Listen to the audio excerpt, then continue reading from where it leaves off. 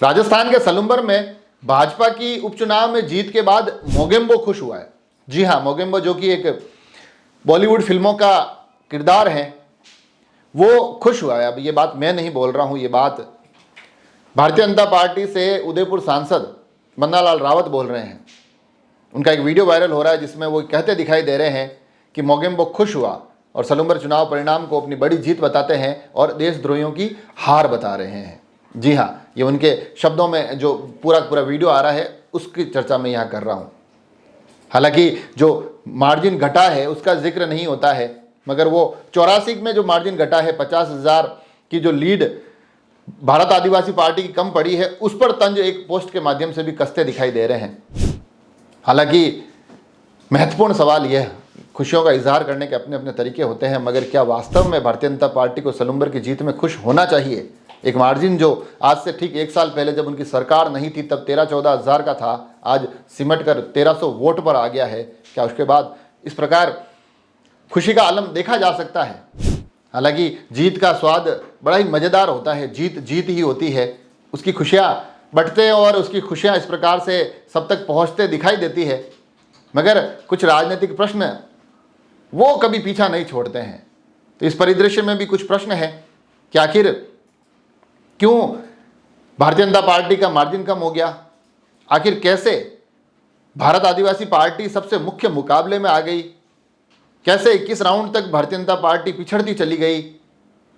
Recounting पर जो प्रश्न खड़े हो रहे हैं उसका भी जवाब लाजमी है। और आखिर में ये एक विषय ये भी बन जाता है कि आखिर क्यों सांसद किसी खलनायक के कैरेक्टर का कोई एक डायलॉग यहाँ मारते दिखाई दे रहे हैं। इन तमाम चीज़ों पर चर्चा करेंगे, उससे पहले सुनिए आखिर ये वीडियो क्या वायरल हो रहा है। मोगेम्बो खुश हुआ ये जानकर कि सलुम्बर में शांता देवी 1285 मतों से जीती है और जो हारा है वो कोई और नहीं, राष्ट्र विरोधी ताकतें का एक पूरा पारितंत्र पराजित हुआ है। आप सभी को प्रणाम, राम राम, जय हिंद।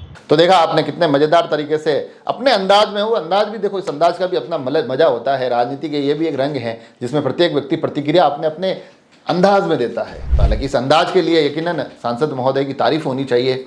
मगर प्रश्न जो राजनीतिक गलियारों में अब गूंजते सुनाई देंगे कि भारतीय जनता पार्टी का एक लंबे समय से गढ़ रही सलुम्बर, वहाँ पर अब इस बार इस उपचुनाव में उनकी सरकार भी थी, केंद्र में भी सरकार है, मुख्यमंत्री आ गए, प्रदेश अध्यक्ष आ गए, पूर्व प्रदेश अध्यक्ष आ गए, सांसद महोदय खुद मोर्चा संभाले खड़े रहे, मंत्रियों और विधायकों की फौज थी, सहानुभूति जैसा एक महत्वपूर्ण विषय था। मगर उसके बाद भी विधानसभा चुनाव से इस उपचुनाव तक आते आते 14,000 की लीड 1300 वोटों में सिमट गई। ये अपने आप में बड़ा प्रश्न है। साथ ही एक जो मैंने प्रश्न किया कि किस प्रकार से भारत आदिवासी पार्टी सलुम्बर में भी मुख्य मुकाबले में आ गई, क्योंकि ये पार्टी विधानसभा चुनाव में तीसरे स्थान पर थी। 51,000 वोट जितेश कुमार कटारा उस वक्त लाए थे। अब ये चीज़ें 83,000 मतलब तकरीबन 32-33,000 वोटों में इजाफा किया है। कांग्रेस तीसरे स्थान पर पिछड़ती दिखाई दे रही है। तब ये माना जाएगा कि आज तो भले ही मोगेम्बो खुश हुआ है, मगर राजनीतिक लड़ाइयों का एक क्रम आगे आने वाले समय में बीजेपी ही दिखता दिखाई देगा। धरातल पर चीज़ें इन दोनों पार्टियों के बीच की राजनीतिक लड़ाई राजनीतिक वर्चस्व में बदलती दिखाई देगी। अब यहाँ से नज़र विधानसभा चुनावों के बाद नगर निकाय के चुनावों पर भी रहेगी, यहाँ से नज़र पंचायती राज के चुनावों पर भी रहेगी कि जब वहाँ पर बीजेपी और बनाम बीजेपी का मुकाबला होगा तब कौन खुश होता है। तो ये खुशियों को बनाए और बरकरार रखने के लिए दोनों ही दलों को बहुत महत्वपूर्ण, बहुत मजबूत नाकेबंदी करनी पड़ेगी, बाड़ेबंदी करनी पड़ेगी। लड़ाई को बहुत तेज तर्रार तरीके से धरातल पर लड़ना पड़ेगा।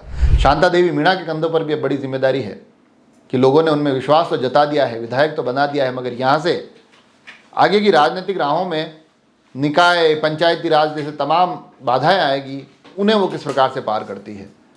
तो ये जो एक वीडियो वायरल हो रहा है, इस वीडियो में जब सांसद ये कहते हैं कि मोगेम्बो खुश हुआ, माना ये जाता है कि भारतीय जनता पार्टी की सलुम्बर जीत पर भाजपा खुश है, अपने गढ़ को बचाने में सफल रही है। मगर इस गढ़ को गढ़ बनाए रखने में जो चुनौतियां उन्होंने इस चुनाव में देखी है, ये चुनौतियां आगे आने वाले समय में और भी बढ़ती और भी प्रबल होती दिखाई देगी। तब लगातार इस चुनावी क्षेत्र में अपनी जड़ों को किस प्रकार से मजबूती से बनाए रखें, यह भी एक बड़ी चुनौती के रूप में देखा जाएगा। तो सांसद जी अभी खुश जरूर हैं, मगर उधर राजकुमार रोध की तरफ से जो लगातार हमले हो रहे हैं, उनके भी ये वार प्रहार का जवाब देते हैं। 84 की जीत में 50,000 के उस जो मार्जिन की कमी को अपनी जीत बता दिया, तो फिर जवाब यह भी देना चाहिए कि सलूम्बर में जो जीत का अंतर कम हुआ है, इसके दोषी कौन। तमाम पहलुओं पर आगे भी चर्चा करेंगे। जुड़े रहें राजसमंद एक्सप्रेस से। धन्यवाद।